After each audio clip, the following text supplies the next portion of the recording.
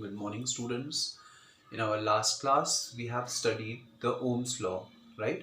In that, we have studied that V is proportional to I, that is, the potential that you have applied across a conductor is directly proportional to the current flowing through that conductor wire, right? मतलब अगर हम एक conductor wire के across एक battery लगा देते हैं या पोटेंशियल क्रिएट कर देते हैं तो उसमें उस कंडक्टर वायर में जो करंट फ्लो होगा that current will be directly proportional to the potential applied across that conductor wire.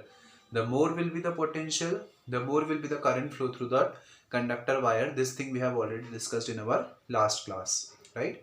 From that we have derived an expression that V is proportional to I, और यहाँ से proportionality का sign जब हमने हटाया तो we have to introduce a constant here, and that constant was named as resistance and it was denoted by symbol R, right? Resistance का मतलब होता है the obstruction in the path of current flowing through the circuit is called as the resistance, right? हर एक circuit में से जब current flow होता है तो वो कुछ ना कुछ रेजिस्टेंस ऑफर करता है करंट को, मतलब वो कहीं ना कहीं करंट को फ्लो होने से रोकता है और उसी को हम बोलते हैं resistance, right? Now we have to derive an expression for this resistance, that is we have to derive an expression for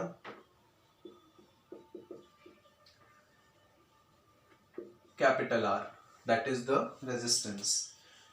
इसके लिए हमको डेरिवेशन करना है. Okay, this quite an important topic. So first of all students, let us consider a conductor wire. Obviously it will be in the form of a cylinder, right? Since we are talking about a conductor wire, so it is in the form of cylinder. Let us consider a conductor wire of length L. Let L be the length of the conductor wire. Let the cross sectional area of the wire, हमने मान लिया कि जो cross sectional area है wire का, that is supposed to be A. Now अगर यहाँ पे हम बैटरी से इसको कनेक्ट कर देंगे, so the current will flow in this direction, right? The current will start to flow in this direction, that is from this end to this end of the conductor wire, right? Now let us consider that at any particular time small t, the number of charges passing through this cross sectional area be n. हमने मान लिया कि किसी particular time small t में जितने number of electrons इस particular area से पास होंगे उसको हम डिनोट कर रहे हैं स्मॉल n से. सो फ्रॉम हियर ऑब्वियसली बात है कि एक इलेक्ट्रिक फील्ड जनरेट होगी, since we are talking about the electricity and electric current, तो इलेक्ट्रिक फील्ड भी जनरेट होगी.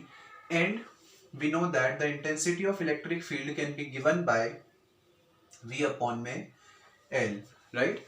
ये कहाँ से आया? We know that the relation between E and V, that is intensity of electric field and potential, is E is equals to minus dV by dx. ये हमने already derive किया है. यहाँ पर लेंथ चूंकि L से रिप्रेजेंट कर रहे हैं इसलिए we have written L here, and here we are talking about the whole potential and whole length, that's why यहाँ से हमने d by d हटा दिया. So we have got E is equals to V by L, and as per the sign convenience हमने as per the sign convention हमने negative sign को neglect कर दिया है, because there negative sign only denotes that the we are talking about the potential gradient, right? Negative sign is only denoted that the potential is decreasing at one end and increasing at the another one.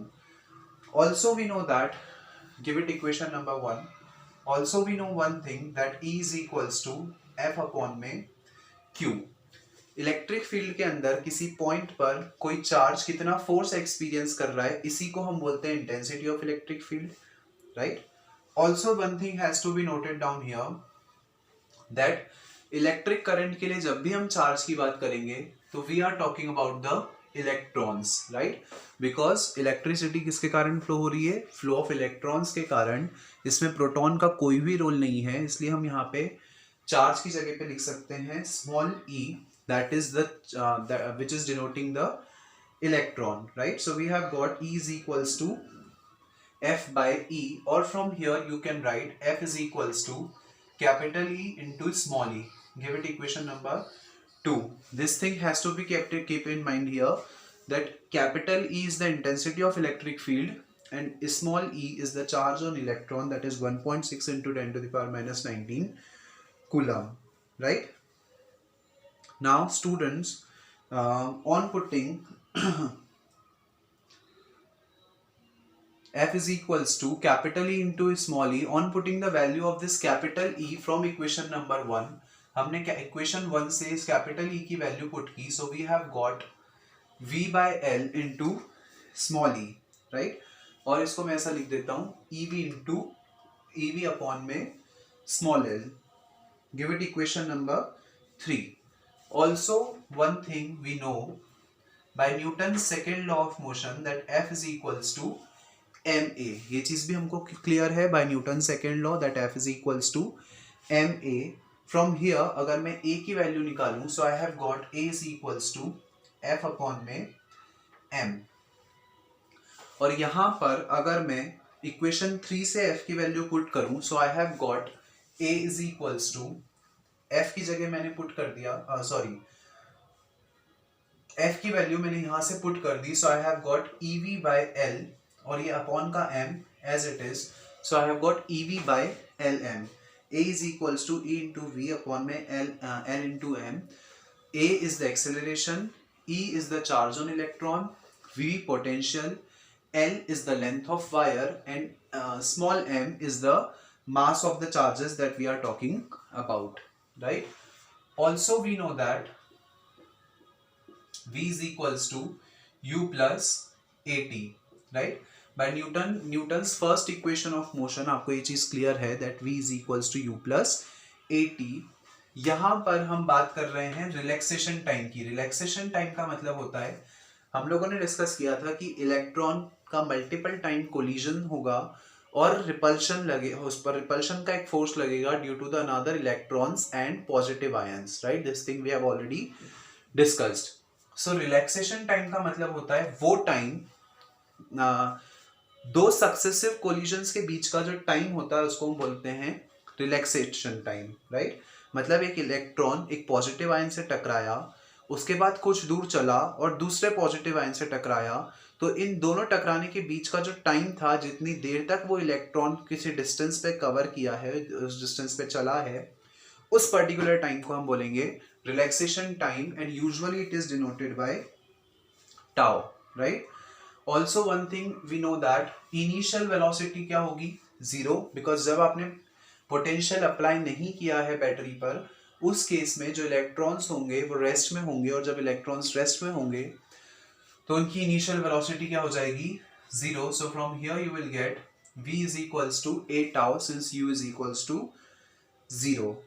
यहाँ पर अगर मैं a की value put कर दूं, so I will get v is equals to ev upon में lm into tau, और इसको मैं कन्वीनियंस के लिए ml लिख देता हूं. So I have got ev tau upon में ml. One thing you have to keep in mind students that this is the small v and this is capital V, right? Small v is the velocity, capital V is the electric potential, right? So ये जो आपके पास निकली है, this is the final velocity of the electrons, right?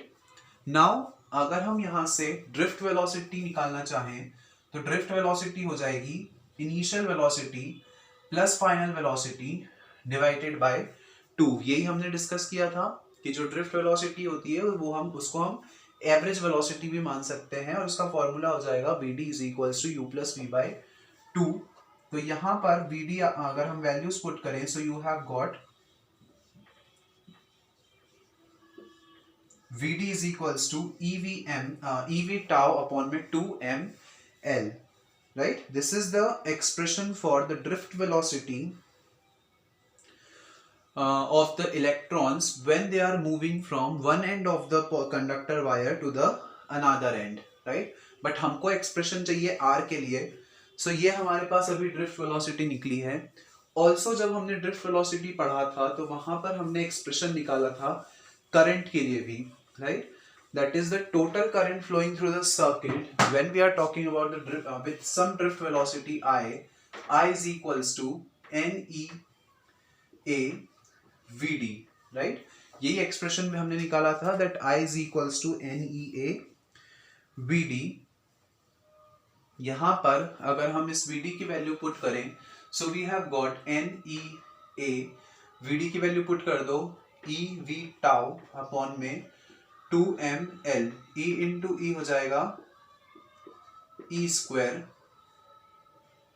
This is capital V upon में 2ml. This is the value of total current that is flowing through the conductor wire, right? Now also you can do one thing here, that I is equals to, इस V को नीचे ले आते हैं, ये हो जाएगा NA E square tau upon में 2ml, right?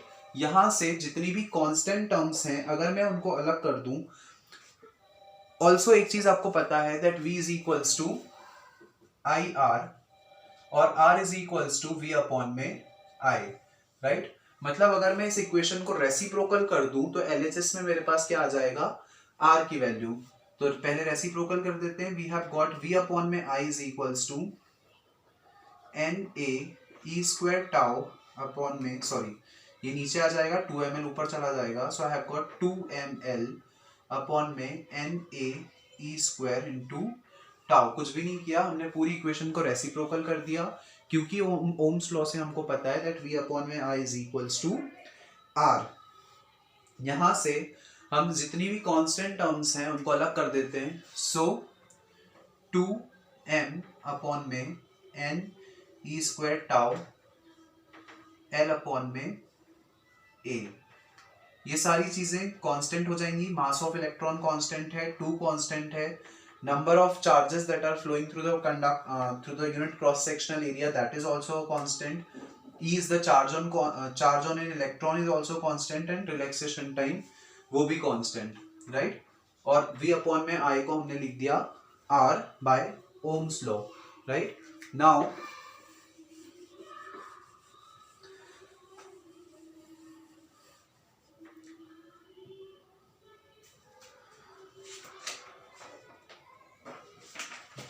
R is equals to 2m upon में NE square tau L by A. This is the expression for the resistance of a conductor wire, right? एक conductor wire का जो total resistance होगा, this will be the expression for that resistance, right? यहाँ से आपको इस R की dependency भी मिल जाएगी, that this R first of all is R is proportional to L. मतलब जितना ज्यादा लेंथ होगा वायर का उतना ज्यादा रेजिस्टेंस होगा, right? Also this R is inversely proportional to A. मतलब कि क्रॉस सेक्शनल एरिया जितना कम होगा उतना ज्यादा रेजिस्टेंस होगा. मतलब आप जितना पतला वायर लोगे उतना ज्यादा रेजिस्टेंस होगा और जितना थिक वायर लेंगे उतना कम रेजिस्टेंस होगा, राइट? तो यहां से हमको R की डिपेंडेंसी भी मिल जाती है. Also this R is inversely proportional to 1/n. अगर ज्यादा इलेक्ट्रॉन्स फ्लो कर रहे हैं क्रॉस सेक्शनल एरिया से तो रेजिस्टेंस कम, अगर कम चार्जेस फ्लो कर रहे हैं क्रॉस सेक्शनल एरिया से तो रेजिस्टेंस ज्यादा. ऑब्वियसली बात है, रिलैक्सेशन टाइम पे भी इनवर्सली प्रोपोर्शनल होगा.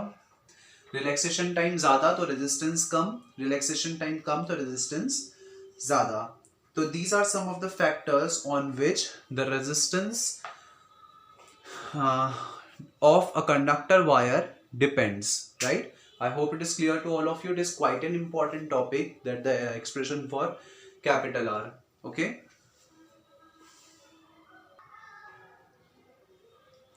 Now we are going to start our next topic, that is some basic definitions that are related to the electric current, right?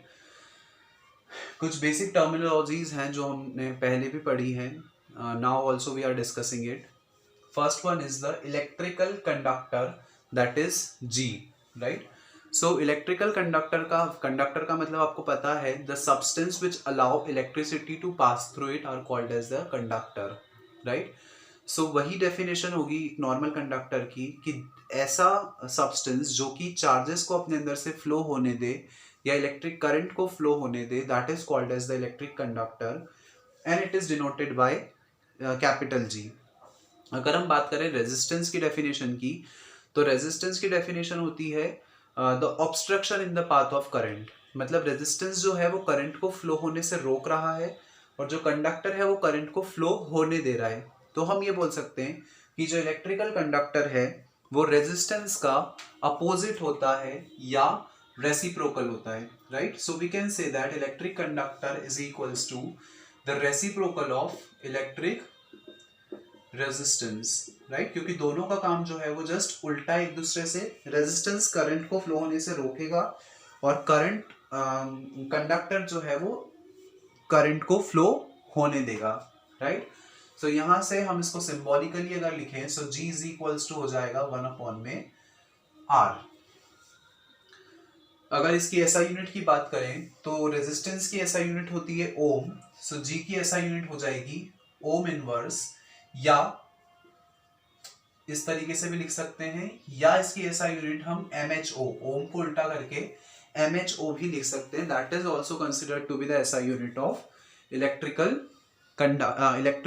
conductor, right? I hope it is clear to all of you that electric conductor is just the opposite of the electric resistance. Now the next thing that we are going to see is the specific resistance or resistivity. आपने पहले भी 10th में पढ़ा होगा। Specific resistance और resistivity का मतलब होता है एक सब्सटेंस की जो इनहेरिट प्रॉपर्टी होती है to oppose the flow of current. कुछ सब्सटेंस की रेजिस्टिविटी ज्यादा होती है, कुछ सब्सटेंस की रेजिस्टिविटी कम होती है।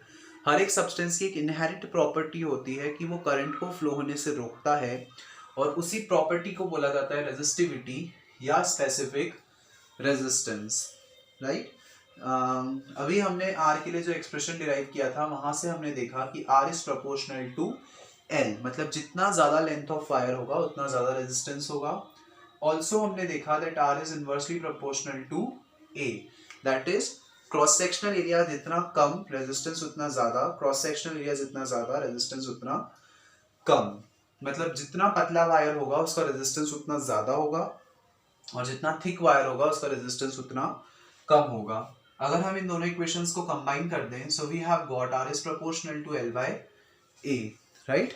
हमारे पास एक एक्सप्रेशन आ गया that R is proportional to L by A। यहां से अगर मैं प्रोपोर्शनलिटी का साइन हटाऊं, so I have got R is equals to rho into L by A, where this rho is called the constant of proportionality, that is specific resistance और resistivity, right. यहां से अगर मैं इस रो की value निकालूं, so rho is equals to RA by L, right. So rho basically resistivity जिसको हम मैथमेटिकली एक्सप्रेस कर सकते हैं, rho is equals to RA by L। अगर इसकी एसआई यूनिट की बात करें, सो रेजिस्टेंस की एसआई यूनिट होती है ओम, एरिया की एसआई यूनिट होती है मीटर स्क्वायर, लेंथ की एसआई यूनिट होती है मीटर, मीटर से मीटर कैंसल, सो रेजिस्टिविटी की एसआई यूनिट हो जाएगी ohm metre, right. So this is the SI unit of resistivity rho, that is ohm metre. I hope it is clear to all of you. Now the next term specific conductivity. So जैसे conductor resistance का opposite होता है वैसे ही conductivity resistivity की opposite होती है, right. So we can write it as it is the reciprocal of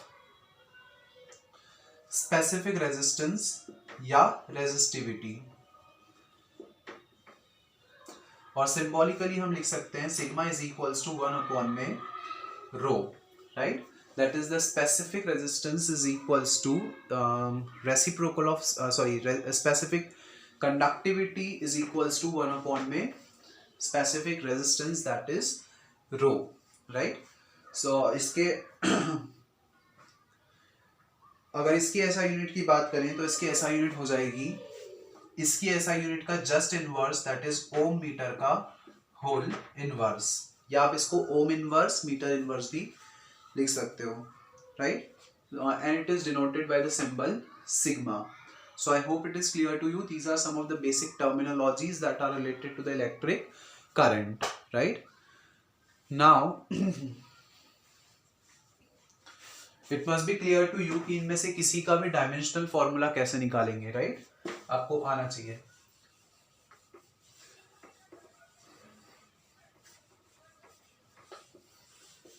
It is also quite an important topic that they can ask you to find out the dimensional formula of resistance. So how can we find out the dimensional formula of resistance? That thing we are going to see here.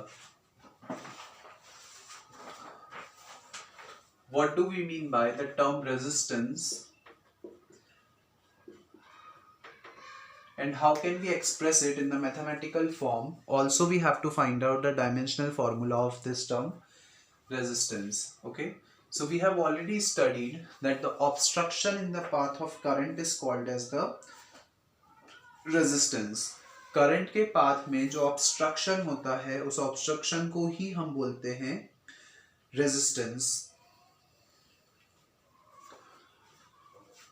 By Ohm's law we know that V is equals to IR, or R is equals to V by I, that is the resistance is equals to potential difference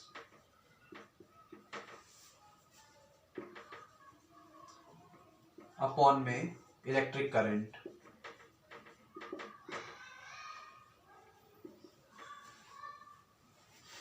So we can also define resistance as the ratio of potential difference applied across a conductor wire to the electric current flowing through that conductor wire. उन दोनों का जो ratio होगा that is called as the electric resistance.